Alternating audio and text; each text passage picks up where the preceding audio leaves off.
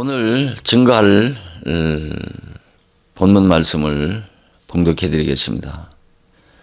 오늘 증거할 본문 말씀은 창세기 3장 16절 말씀입니다. 창세기 3장 16절 말씀을 봉독해 드리겠습니다. 또 여자에게 이르시되 내가 네게 잉태하는 고통을 크게 더하리니 내가 수고하고 자식을 낳을 것이며 너는 남편을 사모하고 남편은 너를 다스릴 것이니라 하시고 아멘.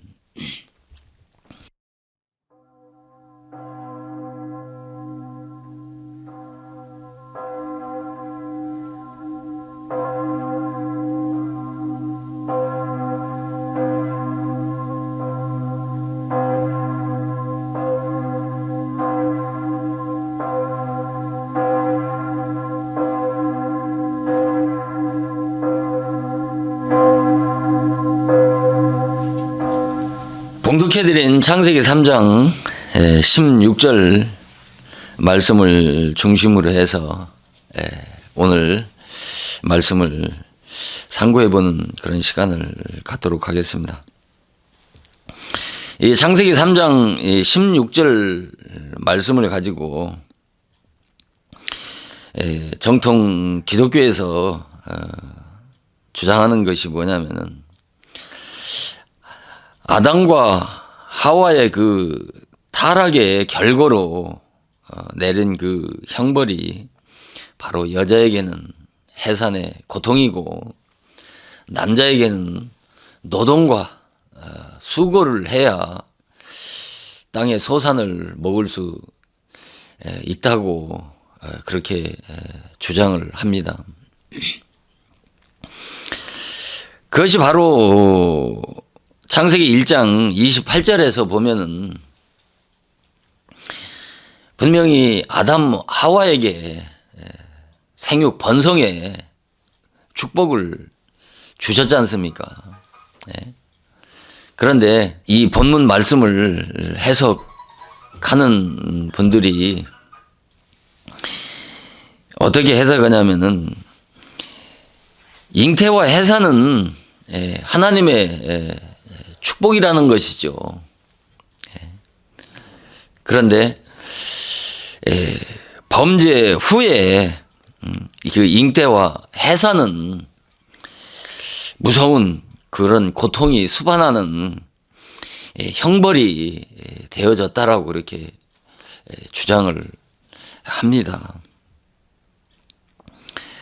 그러나 이 같은 주장들은 하나님의 생명의 진리와는 너무나 동떨어진 주장들이고 해석들이라고 하는 것을 오늘 증거하는 본문 말씀을 통해서 깨닫는 그런 은혜의 시간이 되어지기를 축원을 드립니다. 그래서 제가 인터넷을 보다가 이 창세기 3장 16절 말씀을 어떤 분이 질문한 그 질문을 보았는데 아담 하와가 그 범죄로 인해서 그 불순종의 죄로 인해서 하나님께서 아담 하와에게 저주하신 것이 하와에게는 해산의 고통을 주시고 또 아담에게는 노동과 수고를 해야 땅의 소산을 먹을 수 있는 것이라고 한다면은 선악과를 먹지 않은 불순종하지 않은 그 짐승들에게는 왜 해산의 고통을 주셨냐고 하는 그런 질문입니다. 그래서 이 같은 질문에 대한 답변이 뭐냐면은 에덴 동산 안에 그 주체는 사람이기 때문에 그 사람의 범죄와 타락으로 인해서 동물이나 짐승에게 바로 영향이 미쳤다는 것이죠. 그래서 사람으로 인해서 다른 것까지 영향이 미쳤기 때문에 또 동물들도 똑같이 해산의 그런 고통을 겪어야 출산하는 것처럼 그렇게 이야기를 합니다마는 이 같은 주장들은 말씀을 억지로 뜯어 맞추려고 하는 억지 주장이고 진리와는 너무나 동떨어진 그런 말씀들인 것입니다. 그래서 이 말씀을 창세기 3장 16절 말씀을 해석하기 위해서는 여러 말씀들이 인용이 필요합니다만은 몇 가지만 먼저 인용해 보는 그런 시간을 갖도록 하겠습니다. 우리가 요한복음 16장 21절 말씀을 보면은 16장 22절 말씀을 보면은 여자가 해산하게 되면 그 때가 이르렀으므로 근심하나 아이를 낳으면 세상 사람 난 기쁨으로 인하여 그 고통을 다시 기억하지 아니하느니라. 지금은 너희가 근심하나 내가 다시 너희를 보리니 너희 마음이 기쁠 것이요 너희 기쁨을 빼앗을 자가 없으리라고 이렇게 주님이 말씀하신 이 요한복음 16장 21절 22절 말씀은 예수님의 그 십자가의 순환이 다가오는 것을 근심하고 있는 그 제자들에게 예수님께서 십자가에서 십자가를 지시고 구원을 성취하시고 완성하셔서 다시 너희에게 그런 구원의 기쁨을 주시겠다고 하시는 말씀이 이 요한복음 16장 21절 22절의 말씀의 내용입니다. 그러나 이 말씀은 더 깊은 그 영적인 뜻은 무엇이냐면은 우리가 율법 아래서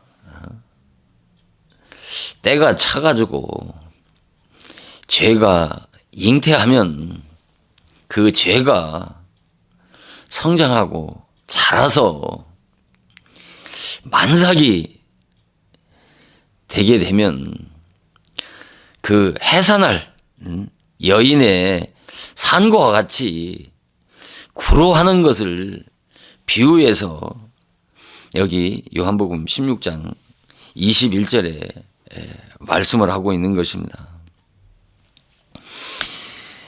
그러니까 신자가 교회에 나오게 되면 교회에 나와서 율법을 통해서 죄를 깨닫게 되면 자기 안에 있는 죄와 비터지게 싸우는 그런 영적 그런 투쟁과 싸움을 비유해서 해산하는 그 여인의 산고로 그렇게 말씀을 하고 있는 것입니다. 자, 우리가 야고보 1장 15절에 보면 욕심이 잉태한 즉 죄를 낳고 죄가 장성한 즉 우리가 사망을 낳느니라고 하는 말씀이 있지 않습니까? 여기서 욕심이 잉태한다라고 하는 것은 욕심은 탐심인 것입니다. 탐심은 곧 죄지요. 그래서 죄가 잉태한다라고 하는 것은 바로 죄가 깨달아지는 것을 말하는 것입니다. 그러니까 이 야고보 1장 15절은 죄가 깨달아지면 죄가 성장하고 자라기 때문에 그 죄를 어떻게 다스려야 하는지를 말씀하는 것이 바로 야고보서 1장 15절에 욕심이 잉태한 즉 죄를 낳고 죄가 장성한 즉 바로 사망을 낳느니라고 하시는 말씀인 것입니다. 우리가 마음 안에서 올라오는 그런 죄의 정욕에 대항해서 싸워야 됩니까? 싸우지 말아야 됩니까? 우리가 마음 안에서 올라오는 이 죄의 정욕, 순간순간 올라오는 이 죄의 정욕에 대항해서 싸우지 않으면요, 인간의 그 지성과 양심이 마비되고 무감각해지는 것은 순식간인 것입니다. 그래서 그 죄와 싸우지 않게 되면은 그것이 부패 타락의 원상이 되어서 우리 마음은 죄로 오염되어지고 죄로 더러워져서 정말 뻔뻔스러운 인간이 되어지는 것은 순식간인 것입니다. 우리가 그 연쇄 살인범들이 있지 않습니까?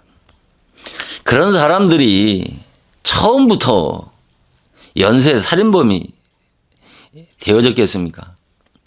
아마 그 사람들도 개구리 하나 죽이는 것도 양심에 죄책감을 느낄 때가 있었을 겁니다. 바늘도둑이 소도둑이 된다는 우리의 옛 속담도 있지만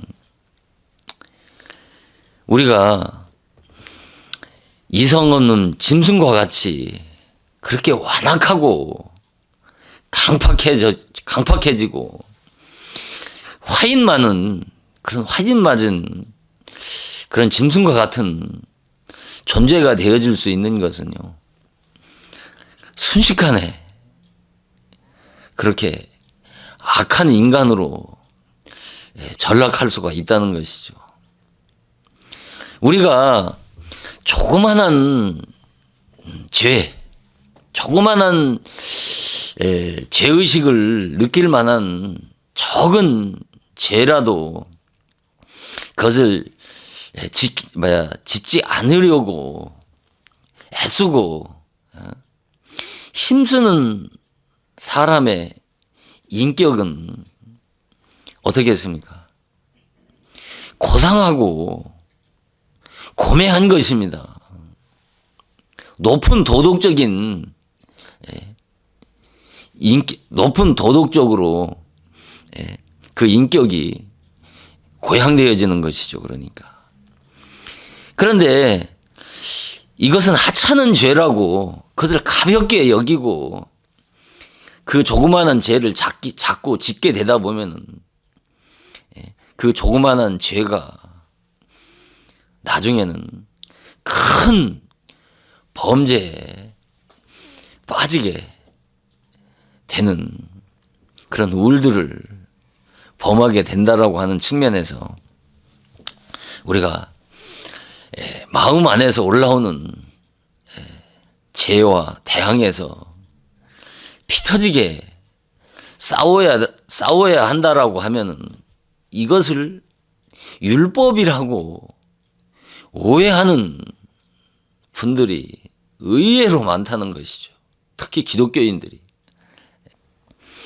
죄와 싸우는 것이 그것이 율법의 행위라고 생각을 하고 강단에서는 어떤 질책이나 책망이라고 하는 것은 사라진 지가 오래지 않습니까? 왜 이 창세기 3장 16절 말씀을 보면은 분명히 아담, 하와가 뭐를 먹었습니까? 그 먹지 말라고 한 선악과를 먹었지 않습니까? 그 선악과가 무엇이라고 하는 것을 명확하게 깨닫고 이해하게 되면 이런 기독교의 난제들이 정말 다 풀어질 수가 있음에도 불구하고 이 율법의 그 심오한 개념을 이해를 하지 못한다고 하는 것이 너무나 안타까운 그런 심정을 가질 때가 참으로 많습니다. 이 창세기 3장 16절 말씀도 이 율법이라고 하는 그 개념을 이해하지 못하면 이 풀어지지가 않는다니까요. 아니 이 창세기 3장 16절 뿐만 아니고 창세기 1장부터 계시록 22장까지 이 율법이라고 하는 것을 이해하지 못하면 성경은 부분적으로만이 해석되어질 수밖에 없다니까요. 왜 창세기 3장 16절 말씀이 선악과를 먹었잖아요. 그 선악과가 뭐라고 그랬습니까? 율법이라고 그랬지 않습니까? 계명의 율법. 우리가 계명과 율법을 조금 구분해야 되는 것입니다. 계명은 하지 말라고 하는 것입니다. 십계명에 다 하지 말라고 그러잖아요. 그 하지 말라고 하는 것을 어길 때 바로 율법을 통해서 정죄 심판해서 죽이는 것입니다. 그래서 계명과 율법은 엄격하게 같은 의미지만서도 엄격하게 구분한다면 이같이 계명과 율법은 구분할 수가 있어야 되는 것입니다. 율법이라면 선악과가 율법이라고 한다면 많은 인터넷을 보면은 이 선악과가 무엇이냐고 그러면 구간 학살들이 많지만 대부분이 이 선악과는 율법이라고 말하는 분들이 거의 대부분입니다. 그럼 율법이라고 는 무엇을 근거로 해서 율법이라고 그러는지에 대해서는 전혀 나오질 않았어요. 그러나 제가 강해한 그 선악과 생명과의 그 강해를 들어보면 왜 선악과가 율법이라고 말씀하는지를 자세하게 강해를 했으니까 처음 이 말씀을 접하는 분들은 꼭 그 강해를 들으시기를 바랍니다. 율법은 쉽게 말한다면 율법은 죄를 깨닫게 하는 거잖아요. 율법이 없으면 죄를 깨달을 수가 없는 것입니다. 거기에 대해서 상세하게 말씀을 드릴 수 있는 그런 시간이 없어서 상세하게 말씀을 못 드리겠습니다만은 아무튼 율법은 죄를 알게 하고 죄를 깨닫게 한다라고 하는 정도는 다 알고 있지 않습니까? 그러면 우리가 인간의 이 지체의 악한 본성 속에 율법이라고 하는 빛이 비치게 되면 죄를 깨닫습니까? 못 깨닫습니까? 당연히 죄를 깨달을 거 아닙니까? 죄를 깨달아지면 죄가 깨달아지게 되면 선악에 대한 기준과 분별력이 강화가 되어지는 것입니다. 좀 말이 어렵습니까? 선악에 대한 기준과 분별력이 강화되어진다는 것은 율법을 통해서 이것은 나쁜 것이고 이것은 옳은 것이라고 하는 것을 깨닫게 되면 옳고 그른 것이 선과 악이 점점 분명하게 분별이 되지 않습니까? 이것을 바로 율법의 기능과 사명인 것이죠. 이 율법에 대한 깊이를 말씀을 드리려면 무궁무진한 것입니다. 첫 아담이 범죄해서 그 원죄와 자범죄가 인류에게 유전이 돼서 인류가 죽는 것처럼 말씀하고 있잖아요. 특히 그 로마서 5장 그 12절에 보면은 한 사람의 범죄로 인해서 죄가 세상에 들어오고 그 죄로 말미암아 사망이 왔나니 모든 사람이 죄를 지었으므로 모든 사람이 죽는다고 그렇게 말씀을 하시잖아요.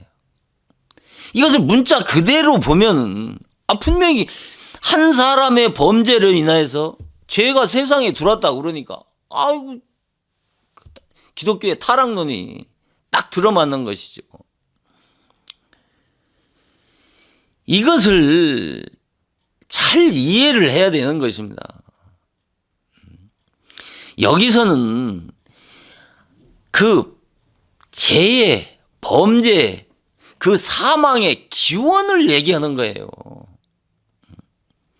우리가 죽는 것이 타락한 천사가 천사인 그 뱀이 하와를 미혹을 해서 먹지 말라고 한 선악과를 먹었지 않습니까? 이 기본적인 기독교의 기본적인 진리를 조금만 안다고 한다면 이 천사 타락론이라고 하는 것이 얼마나 거짓된 기독교의 교리인지를 알아야 되는 것입니다. 여러분, 한 가지 제가 묻겠습니다. 천사는 육체를 가진, 우리 사람과 같이 육체를 가진 존재입니까?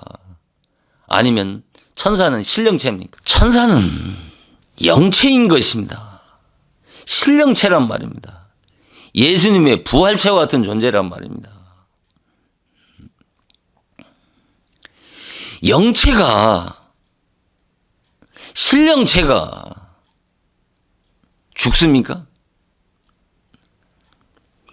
범죄와 타락은 육체를 가진 인간이 범죄하고 타락하는 것이지 영체, 신령체가 무슨 범죄하고 타락을 합니까? 예수께서 14장 28장에 보면 타락장이라고 그러지 않습니까? 거기 보면 교만해가지고 하나님처럼 높아지는 교만으로 이런 말씀을 그냥 문자적으로 보고 해석하다 보니까 이 같은 말도 되지도 않는 천사 타락론이 아담 타락론이라고 하는 이 왜곡된 교리가 기독교 2000년 동안 전 세계 교회를 지금까지 지배해왔던 것이, 인간의 타락은, 범죄는, 죽음은 육체를 가진 인간만이 범죄하고 타락하고 죽는 것입니다. 그렇다면 만약에 천사 세계가 타락할 수 있다라면 여러분, 우리가 육신을 벗고 가는, 우리 영혼이 가는 내세에도 죽음도 있고 타락도 있고 생육번성도 있습니까? 이 같은 주장들을, 이것을 진리라고 한다라고 그러면 모든 것을 다 내려놔야 되는 것입니다. 첫 아담은 신령체나 영생체로, 부활체와 같은 존재로 지은 게 아니고 땅에 속한 흙 사람으로 지은 것입니다. 그래서 범죄하고 죽을 수 있는 것입니다. 한 사람으로 말미암아 한 사람이 순종치 아니함으로 모든 사람이 죄인 된 것 같이, 한 사람이 순종함으로 모든 사람이 의인 되어진다고 하는 로마서 5장 19절 말씀을 보면 타락론이 맞지. 우리 인간이 죽는 것은 인간의 그 지정의의 인격인 이성, 곧 그 양심법이 바로 계명의 율법인데, 첫 아담 마음 안에 새겨놓은 그 내성의 인격이 바로 계명의 율법이고 땅의 법인 것입니다. 인간은 땅의 법인 율법의 사람으로 창조를 한 것입니다. 그래서 인간은 범죄하고 죽을 수 있는 것이, 그 양심법이라고 하는 것이 바로 율법인 것입니다. 이것은 내가 지어내서 만든 것이 아니고 우리가 로마서 2장 14절 15절에 보면 율법 없는 이방인이 본성으로 율법의 일을 행할 때 이 사람은 율법이 없어도 자기가 자기에게 율법이 되나니, 이런 일들은 그 양심이 증거되어 그 생각들이 변명하고 송사하며 그 마음에 새긴 율법의 행위를 나타내느니라. 여기서 말하면 인간의 본성, 이 인간의 본성은 뭡니까? 이성이란 말입니다. 이것이 뭐냐면 양심이란 말입니다. 이 양심법이 바로 율법이란 말입니다. 이 양심이라고 하는 기가 막힌 그 마음의 내성 인격으로 하나님께서 아담 창조 당시에 그렇게 창조한 것입니다. 그래서 하나님께서 창조할 때 창세기 2장 7절에 육체를 만드시고 그 육체 속에 생기를 불어넣어서 생명이 되어졌다라고 그러지 않습니까? 그 생명을 현대 기독교에서는 주님의 부활체와 같은 존재, 의와 진리의 그런 완전한 자로 지었는데 범죄 타락해서 죽을 몸이 되어졌다는 것이죠. 그런 것이 아니고 그 생명이라고 하는 것은 뭐냐면 영혼과 육체가 하나 돼서 살아 움직이는 생명체가 된 것을 말씀하시는 것입니다. 그러니까 몸과 영혼이 결합된 것을 생명이라고 말씀하는 것입니다. 그래서 로마서 15장 45절에 첫사람은 바로 산영이 되었다 한과 같이 마지막 아담은 살려주는 영이 되었나니 이 산영이 바로 다른 번역에서는 생명이라고 번역을 했습니다. 생명. 그러니까 첫사람은 산영이란 말입니다.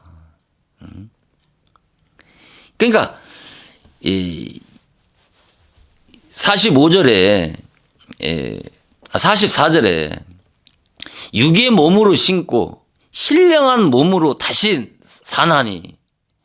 그러니까 육의 몸으로 심는다는 것은 육의 몸으로 태어난단 말이에요. 육의 몸으로 태어난 인간이 예수 그리스도의 진리의 복음으로 거듭나면 신령체로 다시 태어나는 것을 말씀하시는 것입니다. 그래서 46절에 먼저는 신령한 자가 아니요 육 있는 자요. 그 다음에 신령한 자라고 그렇게 말씀한 거예요. 그러니까 먼저는 육 있는 자로 하나님이 지었다니까요. 육신을 가진 인간으로. 그런데 이런 말씀은 타락 이후에 하신 말씀이라는 것이죠. 어떻게 그렇게 잘 뜯어도 잘 맞추는지. 육신으로 태어난 인간이 인간 마음 안에 있는 그 양심이라고 하는 것이 이게 인간의 본능이고 인간의 지정의 인격입니다. 이것을 이성이라고 하는 것이죠. 이것을 율법이라고 하는 거예요. 그러니까 인간은 이 양심 속에 자유의지라고 하는 것이 있는 겁니다. 타락 이후에 자유의지는 아무 쓸모없는 무가치한 것이 되어졌다라고 뭐 어거스틴이나 루터 같은 개혁자들이 그렇게 얘기합니다만 그런 것이 아닙니다. 양심 속에 인간이라고 하는 자유의지가 있는 것입니다. 이 자유의지를 가지고 선을 택할 수도 있고 악을 택할 수도 있는 것입니다. 그래서 양심이라고 하는 율법의 기준에서 이 선으로 기울면 율법의 의인이라고 하는 것이고 악으로 기울면 악인이라고 그러는 것입니다. 그 동방의 의인, 욥 같은 의인도 아무리 의인이라고 할지라도 욥 같은 의인이라 할지라도 예수 그리스도의 구속을 힘입지 않으면 다 죄인인 것입니다. 하나님께서 왜 에덴 동산 안에 선악을 알게 하는 나무와 생명나무를 만들어 놨느냐는 거예요. 이것이 성경 전체의 주제인 바로 율법의 나무고 복음의 나무인 것입니다.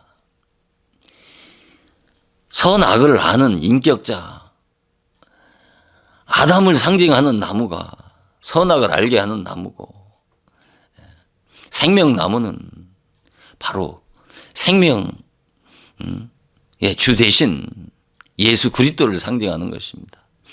이 두 인격자를 통해서 이 두 나무를 통해서 천국 역사가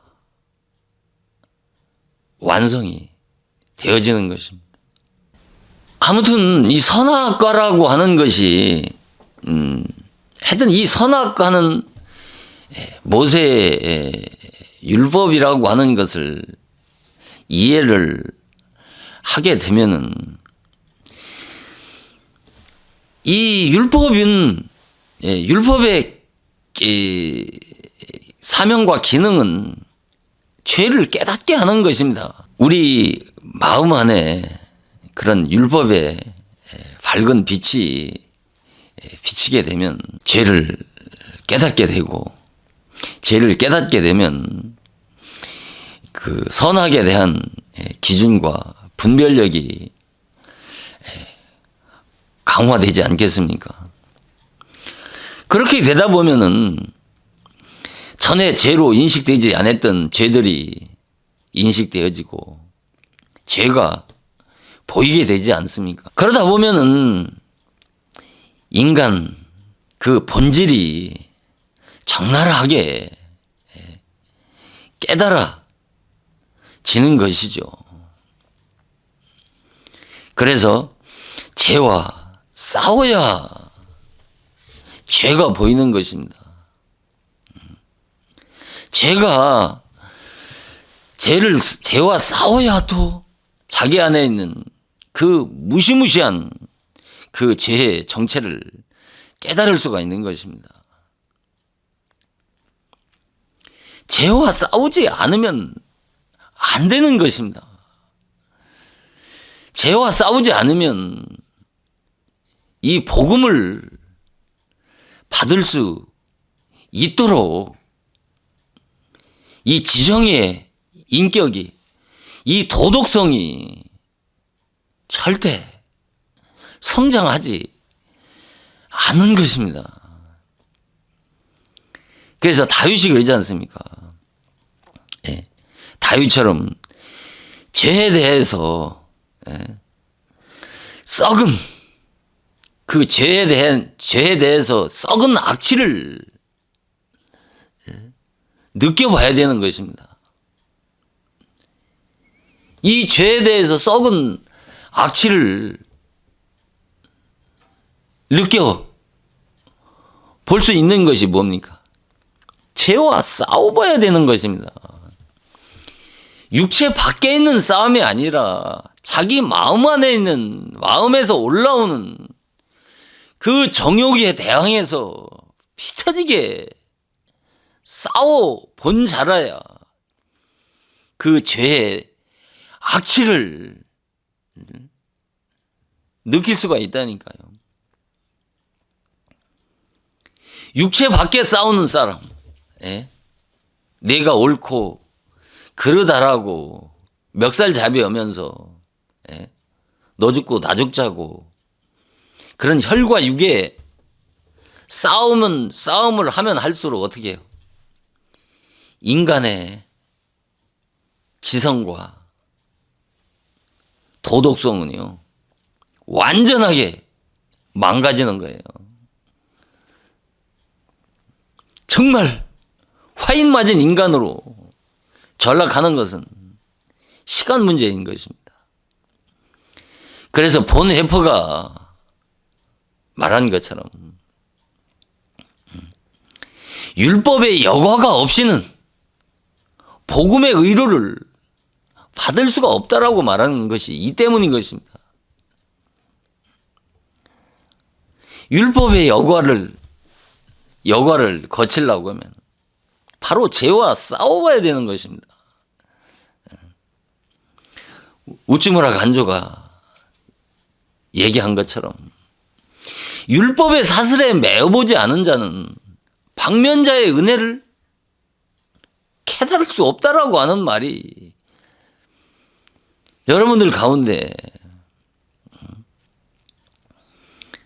그 우찌무라 간조의 그 자전을 읽어보신 분들은 이해하겠지만 그가 자기 안에 있는 죄와 얼마나 휘터지게 싸웠는지를 너무나도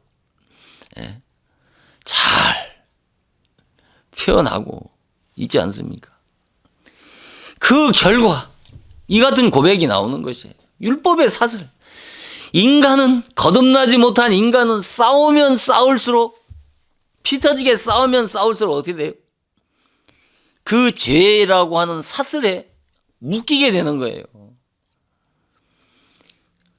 그렇기 때문에 인간은 죄와 싸우면 싸울수록 싸우지 않으면 그 인간의 그 본질, 이 본질이 존재가 어떤 존재라고 하는 것을 깨달을 수가 없다니까요. 어떻게 내가 어떤 죄인인지를 모르는데 얼마나 비참한 죄인인지를 모르는데 어떻게 값없이 거저주시는 그 은혜를 실감할 수가 있고 그리스도의 사랑을 어떻게 깨달을 수가 있겠습니까, 여러분? 누가복음 7장인가요? 거기 보면 그 마리아의 죄인 마리아라고 하는 여자가 나오지 않습니까? 그 옥합을 깨트려서 예수님의 머리에 분 그 마리아, 거기 보면은 죄인 마리아라고, 죄인이라고 하는 여자, 죄인이라고 아주 거기에 분명하게 말씀을 하잖아요.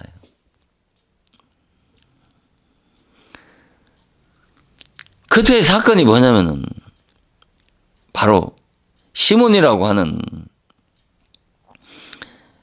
그 바리새인 집에 들어갔을 때 있었던 사건이 아닙니까? 그때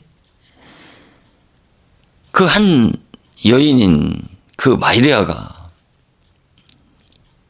예수님의 그 옥합을 깨서 예수님의 머리에 붙는 그 광경을 자세하게 보면 정말 기가 막힙니다.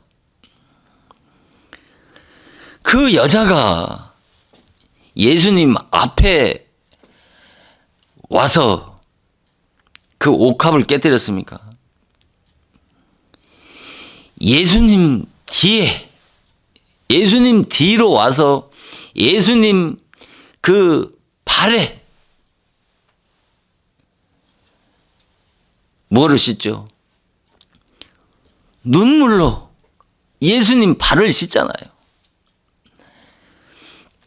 여러분, 정말 어려운 사람 그 정면을 바라보고 그 앞에 설 수 없는 것처럼 이 여인은 자기의 영적 신분이 어떻다고 하는 것을 너무나도 잘 아는 여인은 감히 예수님 앞에 설 수가 없는 거예요.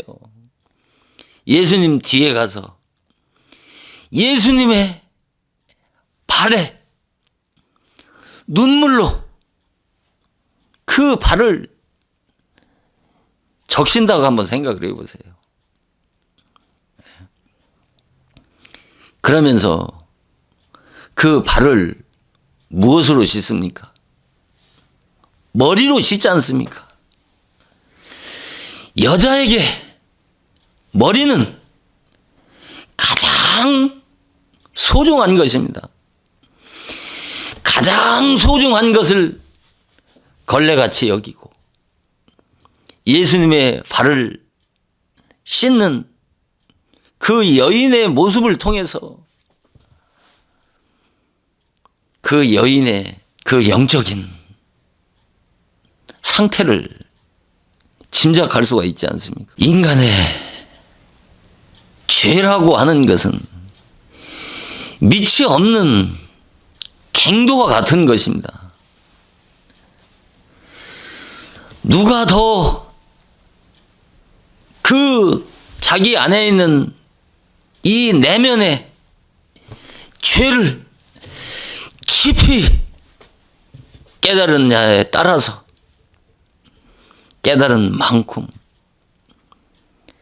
하나님의 은혜가 임하는 것입니다. 50대 내려온 빚진 자, 500대 내려온 빚진 자, 탕감 받았을 때 누가 더 사랑하겠느냐?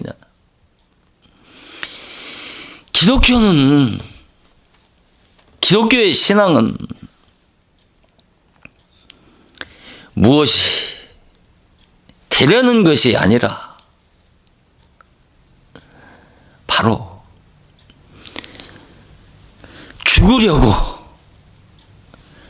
죽고자 교회 나오는 것이고 신앙생활하는 것입니다. 죽은 만큼, 아니 반드시 죽어야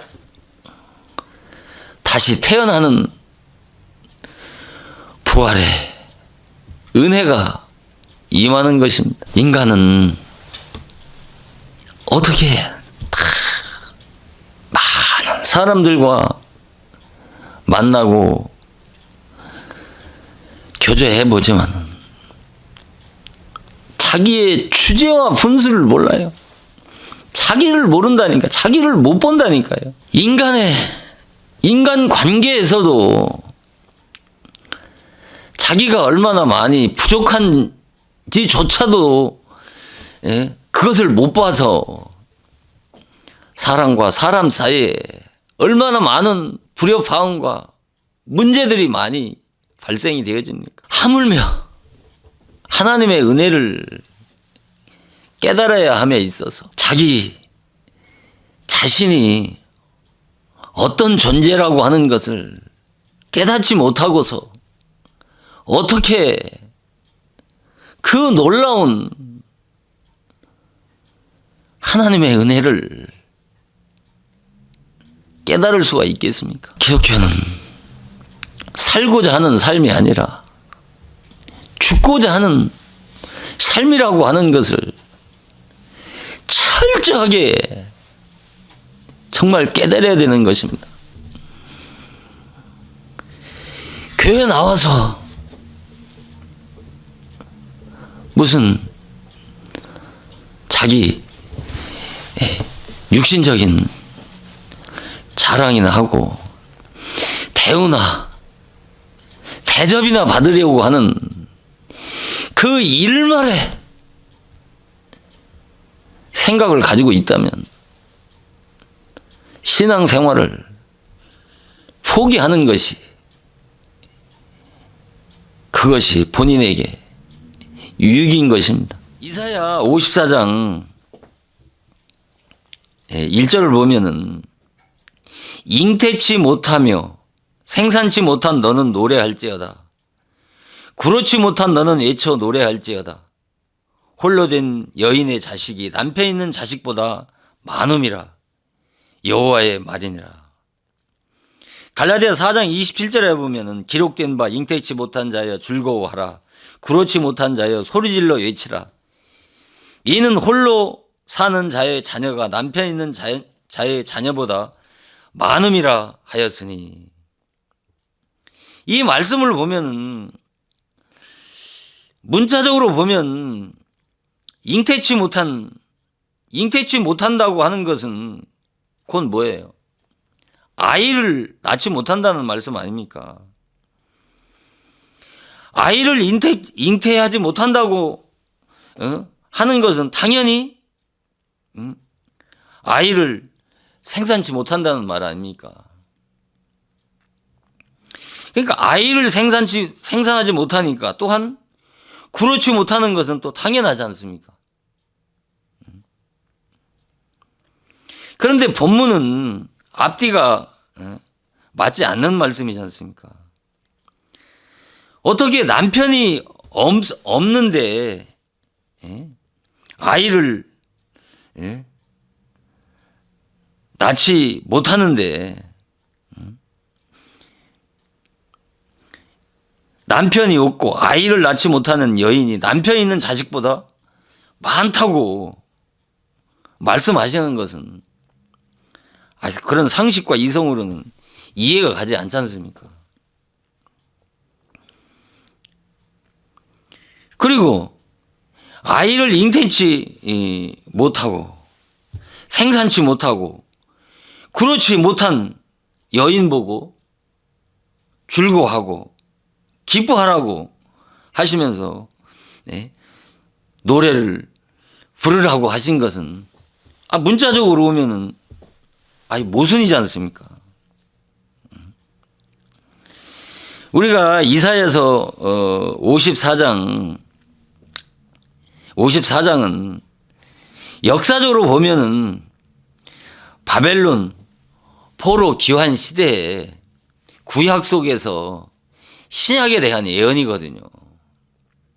그러니까 메시아가 오셔서 신약의 구속을 성취할 그런 예언이지만은 개인의 그런 구속사적인 관점에서 보면은 이 말씀이 우리 안에서 그대로 적용돼야 되고 이루어져야 되는 말씀인 것입니다.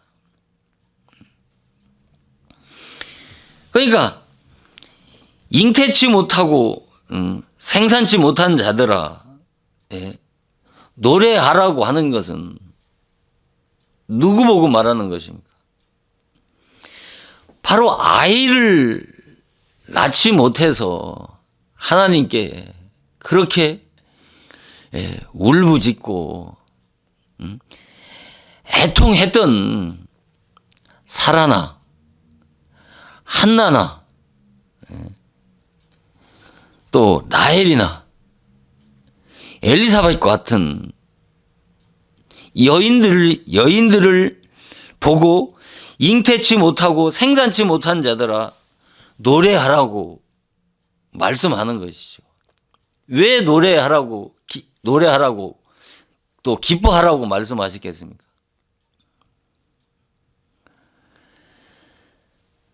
여기서는 그 자녀를 잘 낳는 하갈이나 레아나 또 실바나 이런 여인들을 부러워하지 말라는 것이죠. 그들이 자녀를 잘 많이 낳는다고 해서 그 자녀들이 하나님의 자녀가 아니란 말입니다. 그들은 유업을 받지 못하는 종의 자식이란 말입니다. 진리의 자녀가 아니란 말입니다. 약속의 자녀가 아니란 말입니다. 참 이스라엘이 아니란 말입니다. 반드시 복음 신앙의 어머니인 바로 진리 교회, 곧 이 사라나 라헬이나 한나와 같은 이 진리 교회를 통해서 난 의의 씨, 복음의 씨만이 하나님의 자녀고 이들에게만 하나님의 나라를 상속해지고 하나님의 나라에 유업을 받을 수 있기 때문에 이들에게 기뻐하고 즐거워하라고 말씀하시는 것입니다. 그러시면서 남편, 홀로된 여인의 자식이 남편 있는 자의 자식보다 많다고 하신 이유가 무엇이냐면 우리가 남편이 없는 홀로된 여자는 영적으로 보면은 육적으로 보면 과부지 않습니까? 과부가 어떻게 자식을 낳아요? 그런데 이 과부는 정말 참 과부인 것입니다. 이 참 과부가 돼야 참 과부는 율법의 남편에게서 소방맞은 여자가 참 과부인 것입니다. 이 율법의 남편에게서 소방맞은 이 참 과부라야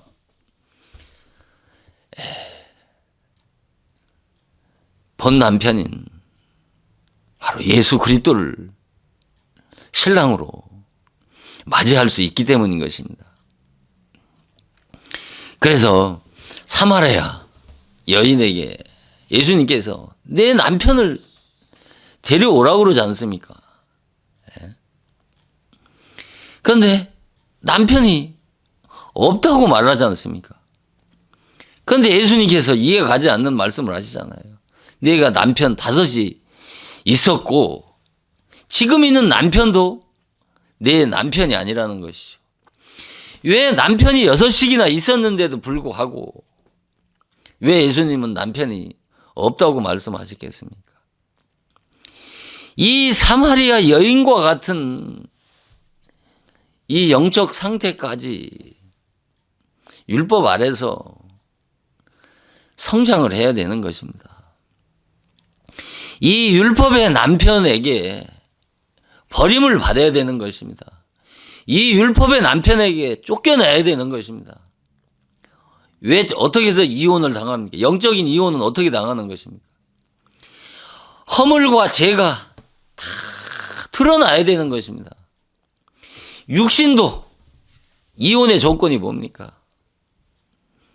상대방이 어떤 문제가 있어야 이혼의 조건이 되는 것처럼 정말 이 율법의 남편에게 죄가 정멸하게 다 드러날 때, 허물투성이일 때,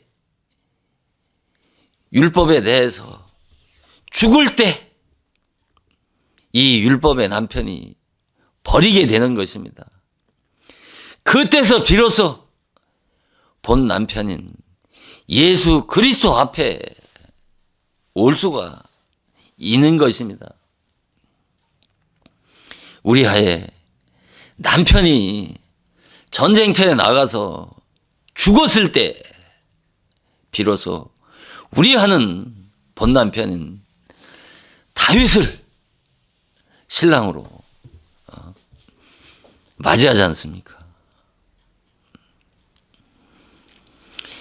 이 얼마나 여러분 중요합니까? 율법이라고 하는 것은 쓸모없는 것이 아니라니까요. 기독교 신앙에서 가장 중요한 기본이 되고 기초가 되는 것입니다. 율법은 죽이는 것입니다. 율법을 죽인다고 하니까 그래, 율법은 육체 생명도 죽이죠. 그러나 율법은 죄인의 육체 생명을 죽이는 것이 아니라 죄인의 마음속에 있는 그 옛사람의 그 정과 욕심을 십자가에 못 박아 죽이게 하는 것입니다. 그래서 고린도후서 3장 6, 7절에 그가 우리를 새 언약의 일꾼 되기에 만족케 하셨으니 의문으로 하지 아니하고 영으로 함이라. 의문은 죽이는 것이고 영은 살리는 것이라고 그러지 않습니까? 의문이 바로 선악과고 율법이고 영이 바로 진리의 복음이고 바로 생명과인 것입니다. 그래서 율법은 죄인을 고소하고 고발해서 정죄, 심판해서 죽이는 것이 율법을 주신 궁극적 목적이고 율법의 기능인 것입니다. 이 율법에 대한 이 선악과에 대한 이 말씀이 바르게 깨달아지게 되면 이 창세기 1장과 2장과 이 3장에 그 문자적으로 성경을 해석해서 아담 타락론이니 천사 타락론과 같은